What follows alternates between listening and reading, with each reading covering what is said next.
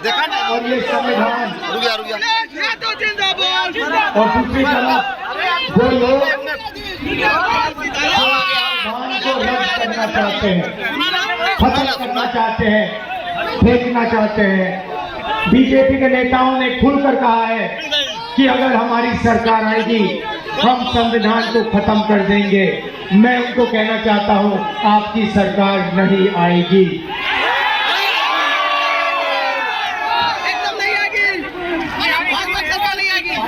भाइयों और बहनों, ये देखिए, ये अंबेडकर जी की फोटो है,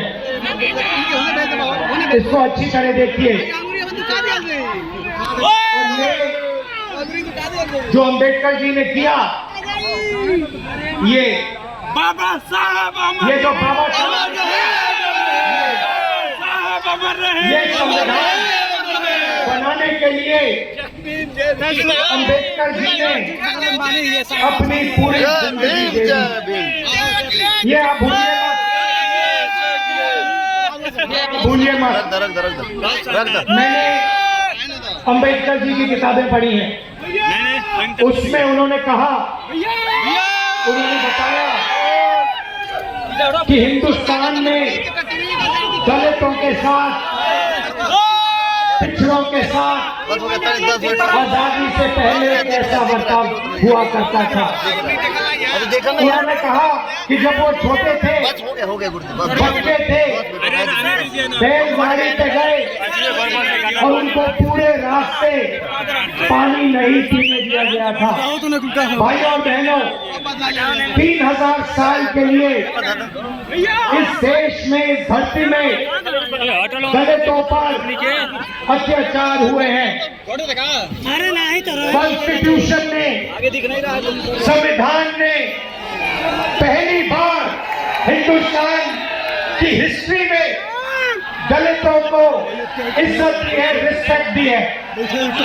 और आज बीजेपी के लोग कहते हैं तार बहनी मत चढ़ा, कि हम मत चढ़ा ना, रिकॉर्डिंग होता ना, काम को, उनके सपने को फाड़ के फेंक देंगे।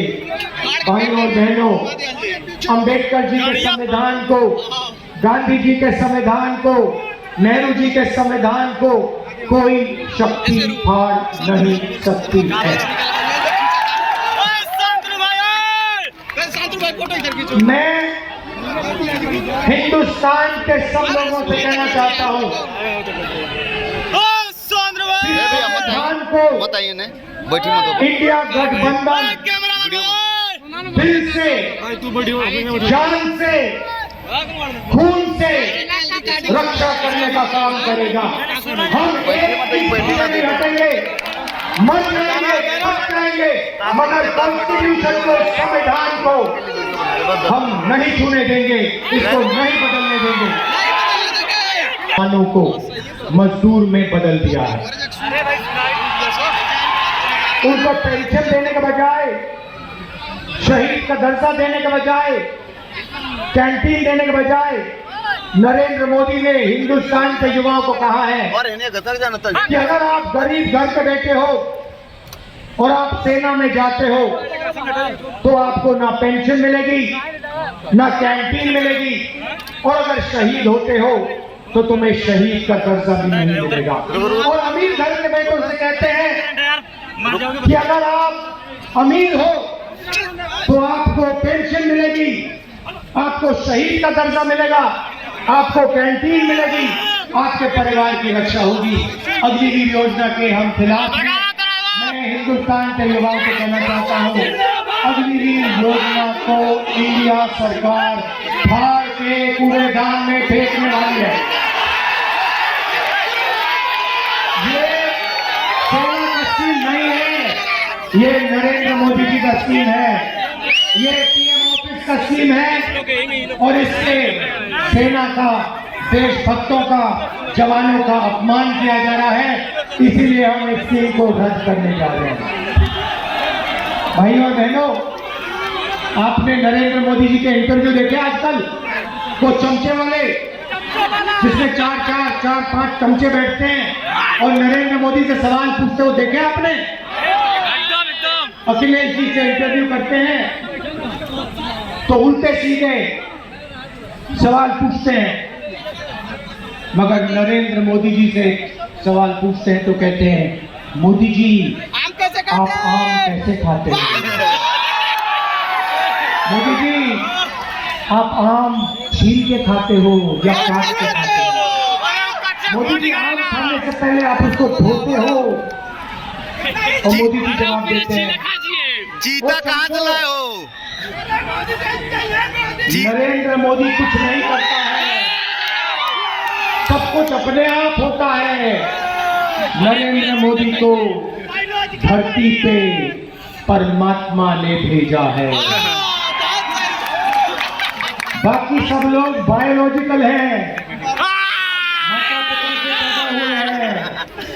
नरेंद्र मोदी बायोलॉजिकल नहीं है। नरेंद्र मोदी जी ऊपर से टपक के आए हैं, परमात्मा का काम करने के लिए। मजे की बात यह है कि परमात्मा ने उनको अदानी जी की मदद करने के लिए भेजा है।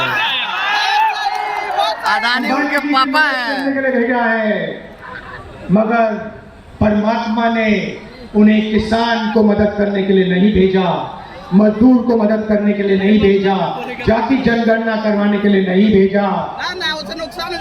अजीब सी बात है भाई और बहनों, मोदी चोर अगर है। सचमुच में परमात्मा ने भेजा होता तो परमात्मा कहते कि हिंदुस्तान के सबसे कमजोर लोगों की मदद करो, किसानों की मदद करो, मजदूरों की मदद करो, गरीबों की मदद करो।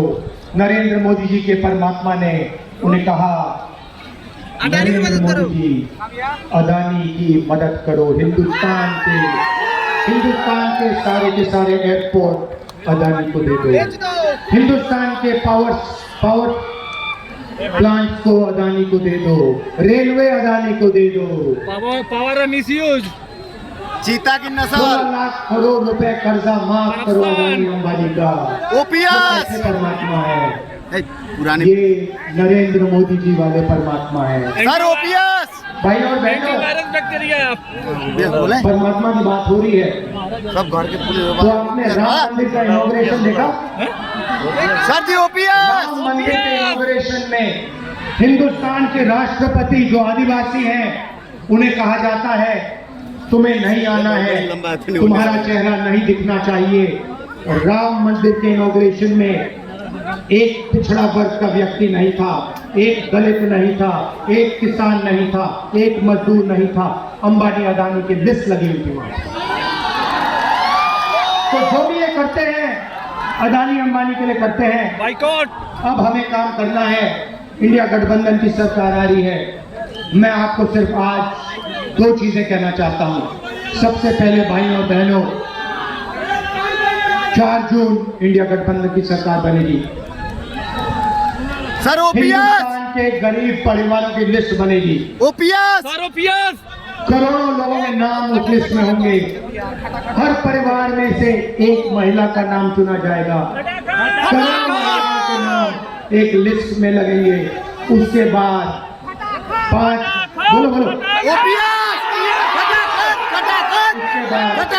जुलाई खटाखट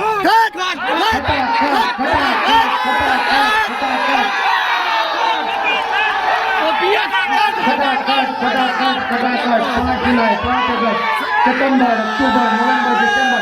मीडिया वाले लोग कहेंगे देखो देखो इंडिया गठबंधन गरीबों की आदत बिगाड़ रहा है। हम उनसे कहेंगे ज्यादा बोला तो दुगना कर देंगे। आप लोग अंबानी के हो, अडानी के हो, आप अपना काम करो, आप उनकी शादी दिखाओ, हम अपना काम करेंगे। हमारा काम गरीबों के बैंक अकाउंट में, किसानों के बैंक अकाउंट में, महिलाओं के बैंक अकाउंट में हिंदुस्तान का धन डालने का है। हम उस काम को पूरा करेंगे। भाइयों और बहनों, किसानों का कर्जा माफ होगा, मिनिमम सपोर्ट प्राइस कानूनी मिलेगी। मनरेगा में आज 250 रुपए मिलते हैं। Sir OPS OPS OPS OPS Asha और आंगनबाड़ी की जो महिलाएं हैं, जितनी भी उनकी आज आमदनी है उसको हम डबल कर देंगे। सर ओपीएस आखिरी बात, ओपीएस बेरोजगारी फैलाई, उत्तर प्रदेश के युवाओं को चोट पहुंचाई। आपसे कहा, युवाओं नाली के ओर जाओ, नाली में पाइप डालो, नाली में से गैस निकलेगी, पाइप को चूल्हे में लगाओ और पकौड़े बनाओ। और उसके बाद कहते हैं पेपर ले परमात्मा ने कहा है कि मैं हिंदुस्तान के युवाओं को नौकरी नहीं नाली दूंगा। के गैस से पकौड़े पकाना सिखाऊं। आपको बेरोजगार बनाया, 30 लाख सरकारी नौकरियां इंडिया गठबंधन के आते ही आपके हवाले कर देंगे। बेरोजगार युवाओं के बैंक अकाउंट में